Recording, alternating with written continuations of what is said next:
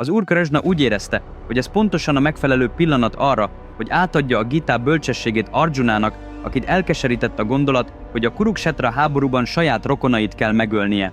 Arjuna, kétféle bánat létezik. Az első fajta akkor keletkezik, amikor elveszítjük azokat az embereket, javakat vagy pozíciókat, amelyekhez gondolataink és tetteink révén ragaszkodtunk. Ez a fájdalom egyik fajtája. A második fajta az, amikor azon aggódunk, hogy a jövőben elveszítjük ugyanezeket az embereket, javakat vagy pozíciókat. Ám egyik fájdalom sem valódi, mindkettő illúzió. Miért? Mert ha valamit már elvesztettél, akkor bármennyire is bánkódsz, nem tudod visszahozni. Ha pedig olyasmiről van szó, ami még megvan, a jövő nem teljesen a te kezedben van, így bármi megtörténhet. Olyasmi miatt aggódni, amit még el sem vesztettél, tiszta őrültség. Ezért, Arjuna, jól figyelj arra, amit mondok. Te már is félsz és hátrálsz. Félsz egy olyan csatától, amely még el sem kezdődött, életek elvesztésétől, amely még meg sem történt, és egy olyan vereségtől, amely még meg sem történt. Az összes bűn, bűntett és adharma cselekedet közül ebben a világban a legnagyobb ez. Ha valami távoli otthonban lopás történik, abba kellene hagynunk a saját vagyonunk megkeresését. Ha valahol az úton baleset történik, hagyjunk fel minden utazással. Ugyanígy, csak azért, mert valaki valahol elvesztett egy háborút, fel kellene adnunk a sajátunk harcát. Arjuna, most csak egyetlen kötelességed van, a dharma védelme. Ez a háború nem a személyes nyereségedért van, ez a te szent kötelességed. Nem a saját érdekedben ölöd meg az ellenséget, hanem azért, hogy fenntartsd az igazságosságot. Ez egy igaz háború, nem egy adharma jutha. Ebben a pillanatban a benned felgyülemlő félelem az igazi halálod. Az aggodalom amiatt, hogy hol vagy hogyan győzhetnek le, vagy hogy meghalsz, vagy hogy elveszítheted a szeretteidet, vagy akár, hogy meg kell ölnöd a számodra kedveseket, ez a félelem az első halálod. Ne feledd, Arjuna, a gyengeség a halál, az erő pedig az élet. Ha lemondasz mindenről és aszkézisbe menekülsz, azzal nem érsz el semmit. Inkább győzelmet aratni, majd meghalni, mint úgy meghalni, hogy semmit sem értél el Duryodhana kezében. Arjuna, az elméd lehet a legnagyobb ellenséged, vagy a legjobb barátod. Ezért értsd meg, mi is valójában a dharma, és húzd ki magad a bukásodból. Arjuna, perang yang sebenarnya tidak terjadi di medan perang Kurukshetra. Perang itu terjadi di dalam pikiranmu, tubuhmu, dan batinmu. Sifat-sifat negatif di dalam dirimu adalah para Kauravas. Sifat-sifat positif di dalam dirimu adalah para Pandawa. Kebiasaan baik Anda adalah pasukan pendukung Anda yang perkasa, dan kebiasaan buruk Anda adalah barisan musuh. Pikiran Anda adalah senjata, dan pengetahuan Anda adalah kekuatan ilahi yang membimbing Anda. Tinggalkan rasa takut, kenali tugasmu, melangkah maju, dan raihlah kemenangan.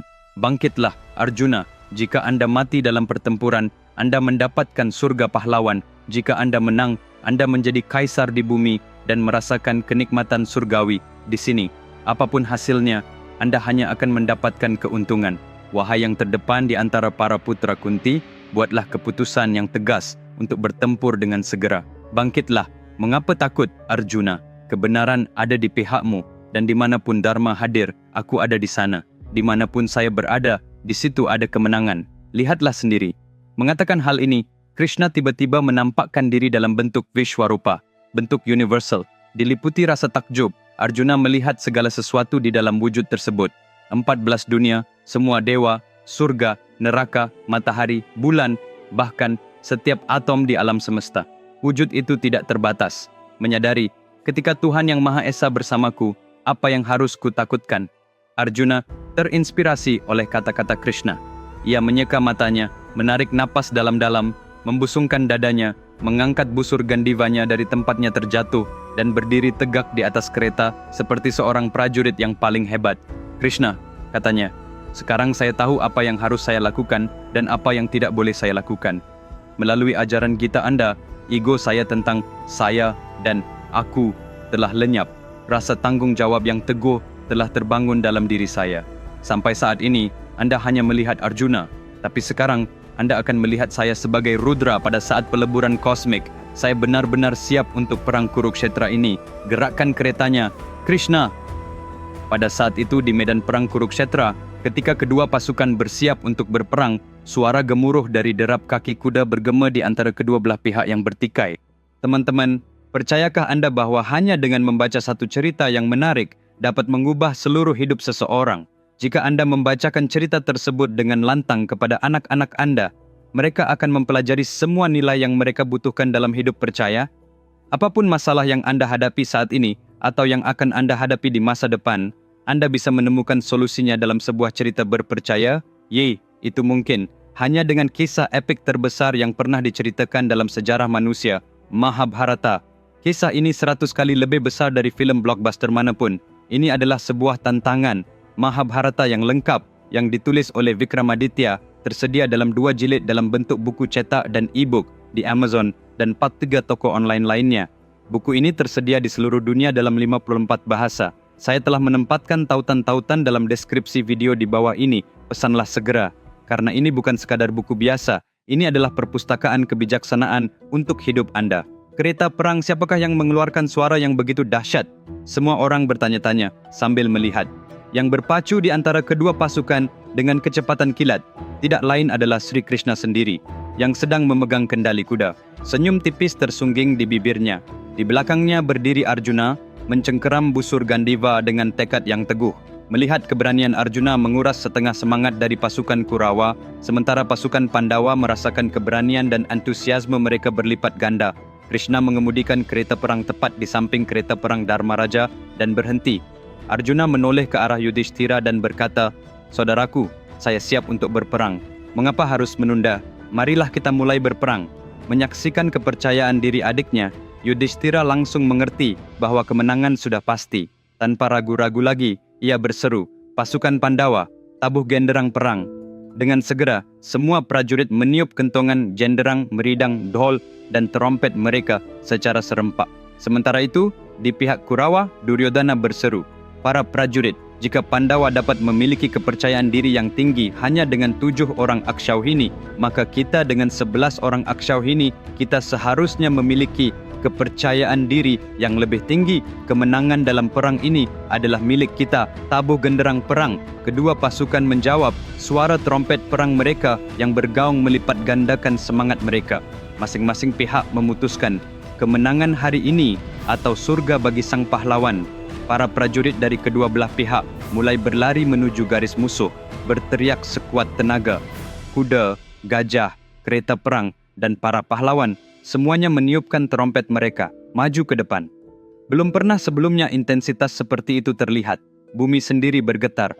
Para dewa melihat ke bawah dari langit untuk menyaksikan sendiri konflik besar ini. Di medan perang Kurukshetra, Kauravas memiliki 11 Akshauhini di satu sisi, dan Pandawa memiliki 7 orang di sisi lainnya. Hampir semua karakter pria yang disebutkan dalam Mahabharata ikut serta dalam perang ini, kecuali Balarama dan Rukmi yang merupakan saudara laki-laki dari Rukmini. Karena kerabat berada di kedua belah pihak, mereka tidak ingin berperang melawan keluarga mereka sendiri. Mereka sendiri tidak bergabung. Para dewa yang tahu betul bahwa perang kolosal seperti ini belum pernah terjadi sebelumnya dan tidak akan pernah terjadi lagi, menyaksikan dari langit. Sementara itu, di pihak Kaurava, mereka yang datang hanya untuk mengamati perang berdiri di samping. Vyasa menghampiri Raja Dhritarashtra di sana. "Dhritarashtra, mengapa Anda terlihat begitu sedih?" tanyanya. "Saya sedih karena saya tidak dapat melihat perang Kurukshetra yang hebat," jawab Dhritarashtra. Kemudian Vyasa menawarkan, "Maukah kamu saya beri penglihatan ilahi sehingga kamu bisa menyaksikan sendiri setiap peristiwa dalam perang Kurukshetra?" Dhritarashtra menolak. "Saya tidak tega melihat orang-orang yang saya cintai, putra-putra saya, mati dalam pertempuran. Saya tidak bisa menanggung kengerian seperti itu dengan mata kepala sendiri." "Kalau begitu, Dhritarashtra," kata Vyasa, "saya akan memberikan penglihatan ilahi ini kepada Sanjaya yang berdiri di sampingmu. Dia akan menjelaskan kepadamu dengan detail yang sempurna setiap kejadian yang terjadi di medan perang, dan dengan itu Sanjaya menerima penglihatan ilahi. Sejak saat itu, Sanjaya menceritakan setiap kejadian dari perang Kurukshetra kepada Dhritarashtra. Oleh karena itu, banyak shloka dalam Mahabharata dimulai dengan Sanjaya Uvaca, yang berarti seperti yang dikatakan oleh Sanjaya. Semua orang bersiap untuk berperang.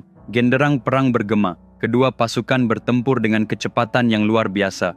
Langit menjadi gelap dengan panah-panah. Debu di tanah membumbung setinggi langit. Di mana-mana terdengar teriakan para prajurit, ringkikan kuda, terompet gajah, dan benturan pedang. Medan perang bergema penuh dengan keganasan, seolah-olah para prajurit ini dilahirkan hanya untuk mati dalam perang. Teman-teman, di episod berikutnya, konten akan naik ke tingkat yang sama sekali baru. Jangan sampai ketinggalan. Mari kita bertemu lagi Sabtu depan di waktu yang sama. Sementara itu, pesanlah buku Mahabharata saya sekarang juga tautan ada di deskripsi video di bawah ini. Dan jika Anda belum berlangganan ke saluran saya, silakan berlangganan segera. Sampai jumpa, jaga diri kalian. Sampai jumpa